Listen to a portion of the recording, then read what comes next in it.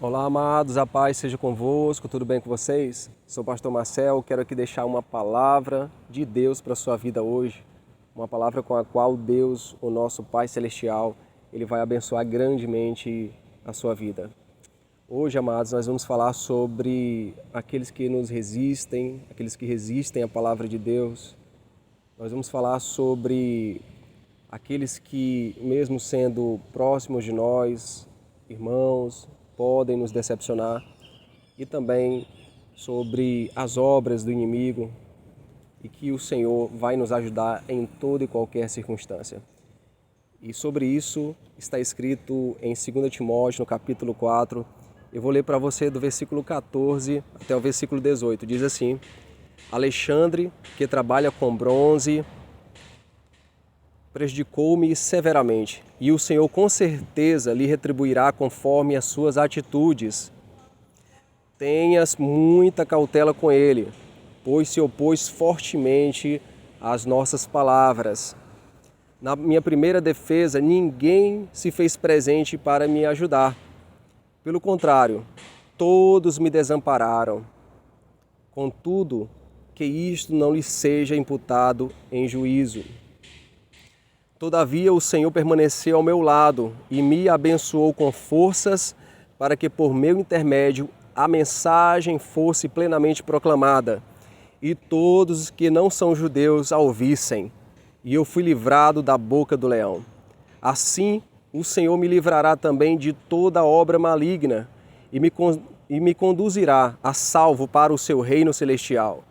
A Ele seja glória para todo sempre. Amém. Amém, queridos. Estas palavras ditas pelo apóstolo Paulo ao seu filho na fé, Timóteo, e então Paulo adverte Timóteo a respeito de Alexandre. Em algumas versões diz que ele era latoeiro. Nesta versão que eu estou lendo para você, diz que trabalha com bronze. Era alguém que estava se opondo à pregação do Evangelho, estava se opondo à pregação da palavra de Deus. E este homem, Alexandre, causou muitos males ao apóstolo Paulo. Então o apóstolo Paulo recomenda o seu filho na fé para ter bastante cautela com aquele homem. Amados, por muitas vezes vão se apresentar pessoas se opondo à nossa fé, se opondo à mensagem que nós estamos pregando, a mensagem de Cristo, a mensagem de Deus.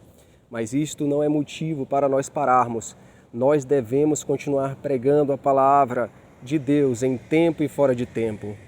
O apóstolo Paulo também sofreu a decepção, porque quando ele estava ali sendo inquirido no tribunal, aqueles que ele esperava que o ajudassem, que o assistissem, todos os abandonaram. A palavra de Deus nos fala aqui no versículo 16, o apóstolo Paulo diz: na minha primeira defesa ninguém se fez presente para me ajudar. Pelo contrário, todos me desampararam. Contudo, que isto não lhe seja imputado em juízo. Então, aqueles irmãos, operadores de Paulo, naquele momento de grande tensão, de grande tribulação, onde o apóstolo Paulo estava ali presente diante das autoridades, aqueles irmãos a quem certamente o apóstolo Paulo esperava o amparo, o conforto, o consolo, todos deixaram. Assim também foi com Jesus Cristo, quando estava ali no Getsêmani e chegaram os soldados, os principais sacerdotes para o prenderem, para depois o julgarem e o crucificarem. Todos os discípulos o abandonaram. Pedro o negou, mas ainda assim Jesus continuou firme no seu propósito. Assim também você precisa permanecer. Continue confiando exclusivamente, continue confiando no Senhor, porque a Escritura também nos adverte: maldito é o homem que confia no outro homem, que confia no homem. Nós precisamos colocar nossa plena confiança, convicção no Deus Todo-Poderoso, no Pai do nosso Senhor Jesus Cristo. Devemos colocar nossa esperança no Senhor e não nos homens. E mais adiante, a Escritura nos fala que o Senhor ajudou Paulo. Versículo 17 diz: todavia o Senhor permaneceu ao meu lado e me abençoou com forças, para que por meu intermédio a mensagem fosse plenamente proclamada. Jesus nos falou que Ele estaria conosco todos os dias até a consumação dos séculos. E o Senhor estava com Paulo, revigorou, reanimou Paulo, deu forças para que ele cumprisse a sua missão, pregar o Evangelho. E o Senhor também quer te fortalecer, Ele quer te dar ânimo, Ele quer te dar forças para você continuar fazendo a obra que Ele te comissionou para fazer.